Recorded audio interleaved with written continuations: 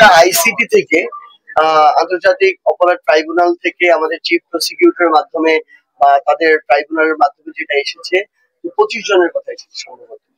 তো 25 জন অফিসার এবং কিছু জেনারেল আছেন।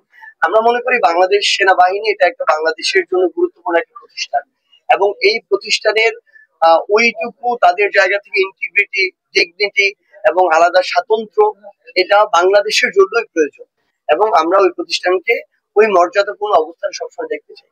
কিন্তু ওই প্রতিষ্ঠানে কিছু অফিসার জেনারেল তাদেরকে ব্যবহার করে খুনি হাসিনা এবং তার এই পুরো সরকার বিগত সময়ে অসংখ্য গুম, খুন, বিচার বহির্ভূত হত্যাকাণ্ড এগুলো ঘটিয়েছে। আয়নাঘরের অসংখ্য নির্মমতা আমরা দেখেছি যে শুধুমাত্র একজন অফিসার প্রায় 1030 জন মানুষকে হত্যা করেছে, যেটা ট্রাইব্যুনাল থেকে এসেছে।